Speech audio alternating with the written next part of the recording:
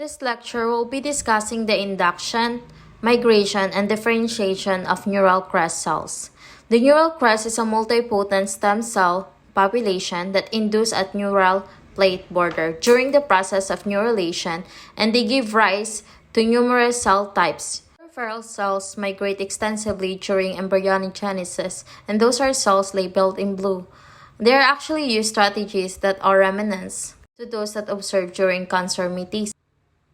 Problems in neurocell development are the basis of human syndromes and birth defects, and this actually collectively known as neurocrestopathies. And in fact, approximately a third of birth defects are considered as crestopathies. One of the most common were seen here in the cleft lip and palate. Changes to gene expression in cells that are derived from royal crest cells are also associated with certain types of cancers, like melanoma, blastoma, glioblastoma. Neural crest cells arise at the borders of neural plate, becoming recognizable just before and after the fusion of neural folds, when they can be seen migrating away from the neural epithelium. The neural crest is a transit structure, so it's present only in the embryo and it's not only seen in adult organisms. When we think of ectoderm, we typically think of just skin and nervous system. But neural crests can actually give rise to many cell types, including things like cartilage, bone, and pigment cells. So these cells are multipotent. Now we'll see this undergo an epithelial to mesenchymal transition, and their final fate is determined both by location, from which they arise, along the anterior-posterior axis, as well the cues that they encounter. During their migration, the neural crest can be divided into 4 overlapping anatomical regions, each of which give rise to specific cell types, the most anterior located neural crest and the cranial neural crest, so they delaminate from the embryo. They contribute to the cranial facial structures by producing the bones in the cartilage of the face and neck, as well as the tendons, muscles, connective tissue of the ear, eye, teeth, and blood vessels. They also form pigment cells and most of the peripheral nervous system of the head, and they're really important for modulating brain growth. So in the head, the neural crests give rise to the tissues that would normally be formed by mesoderm in the body, so things like bone, cartilage, and the dermis, in addition to tissues that are characteristic of ectoderm, like nerves and glia. The next region of neural crest cells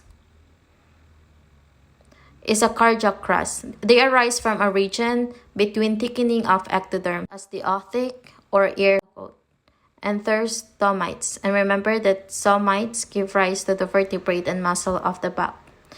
The neurocrest cells arise from this region. The cardiac crests are actually considered a subpopulation of the cranial neural crest. They develop into melanocytes, neurons, cartilage, and connective tissues of a subset of pharyngeal arteries.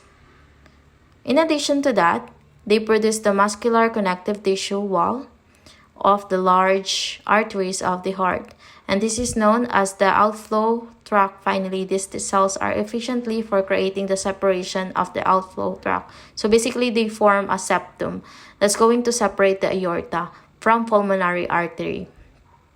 The trunk neural crest cells arise from the region caudal to somite 4, and they can take 2 different mitogory pathway, ventrally or dorsolaterally, and we'll discuss each of this later. Now, depending on which pathway these cells take, they give rise to different derivatives. So these cells that migrate ventrally give rise to the dorsal rhomboiglia, and these are going to be cluster of neurons that contain sensory neurons or efferent neurons. That cells that migrate even more ventrally are going to give rise adrenally medulla. The truncular cells can take dorsally pathway and give rise to the pigments of cells or melanocytes. Finally, the vagal crest and sacral crest give rise to the gut. And enteric anglia, the vagal crest overlaps the cardiac and trunk cells. And this is formed somites 1 through. The sacral crest is located posterior to the somite 28. And sometimes it's considered part of the trunk cells. Failure of neurocrest cells from location to migrate to the gut result in the disease that's known Hesterian disease or Megan colon, which is the expansion of the colon that result from the lack of peristaltic movement, so they prevent deviation.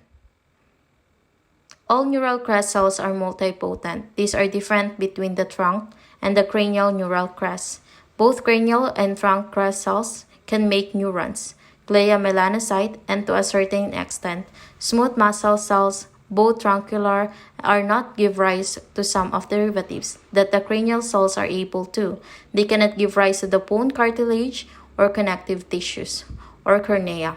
Now, if you transplant trunk neural crest cells to the region of the cranial neural crest, they migrate to the correct locations, but they won't able to give rise to the cartilage or bone. But if you transplant cranial neural crest to the trunk region, they give rise to the correct ganglia. The neurous derivatives, they can contribute to the trunk cartilage, which usually doesn't derive from the neural crest at all. The reason for inability of trunk cells to be able to give rise to the cartilage and bone is they express Hox genes. Experiments have shown that if you culture the trunk neural crest under conditions that cause them to Hox gene expression,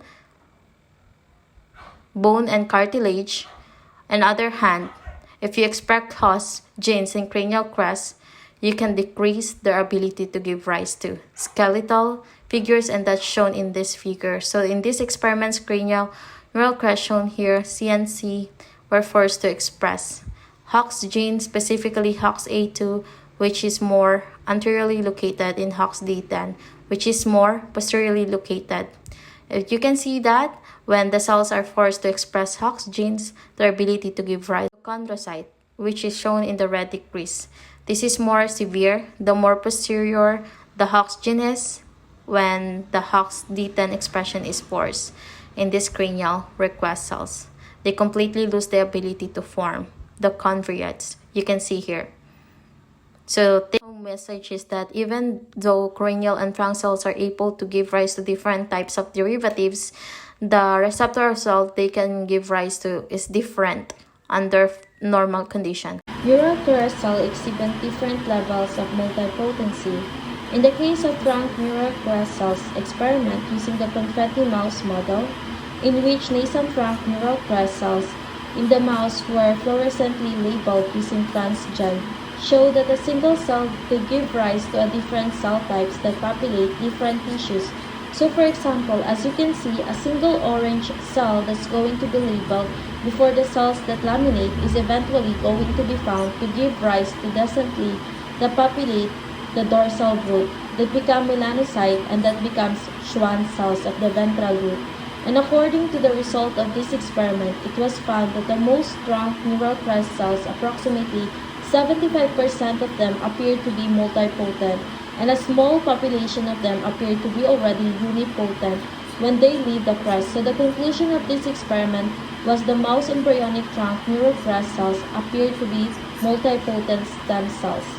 Based on the several studies, it has been proposed that the neural crest cells are originally multipotent, but their fate becomes gradually restricted as they encounter paracrine factors. So during their migration, although neural crest cells become apparent during relation, their induction happens during early gastrulation, and this is happening at the region that is the border between the presumptive ectoderm and presumptive neural plate. In the anterior portion of this region, the ectodermal drag coats form, which give rise to the other structure like lens of the eye and the inner ear in the case of the neural plate border that's going to give rise to the neural crest. It's thought that it is the interaction that's happening between the epidermal ectoderm, the neural ectoderm, and even the underlying mesoderm.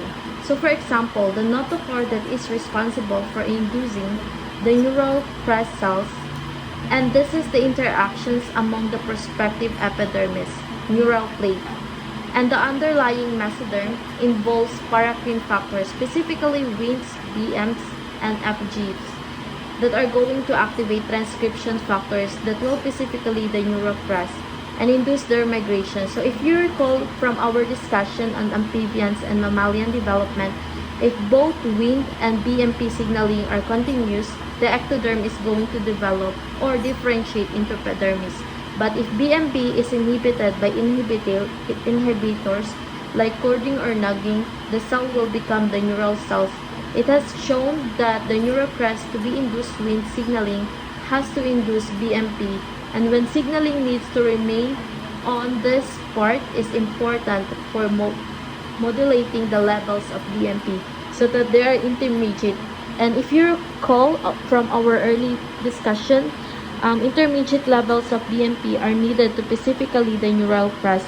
So the specification of the neural crest that involves their paracrine factors, specifically the Wnt and BMP, that are going to lead to activation of transcription factors in the neural plate border region. Those transcription factors activate a single set of transcription. They are known as a border specifier transcription factors, and the border specifier not only will activate or to be necessary to give rise border the ability to become request cells, but also to give the ability to become dorsal neural tube cell. Generally set of transcription factors that will then activate a second set of more specific transcription factors, the neurocrest specifier transcription factors, and this include the FACC3, SAC9, and SAC10 and express. The neural crest specifier transcription factors in location that were outside of the borders or in the other region of the ectoderm. You would form ectopic neural crest cells, and that suggests that neural crest specifier transcription factors are required for the specification. The neural crest specifier are going to give rise to the neural crystal, the ability to migrate, and they will also activate the transcription of other factors MITF, for example, that are specific to a give rise linkage. So neural crest cells, for example, MITF is activated to those cells that are going to become melanocyte, whereas collagen 2A1 is going to activate in those cells that become chondrocytes.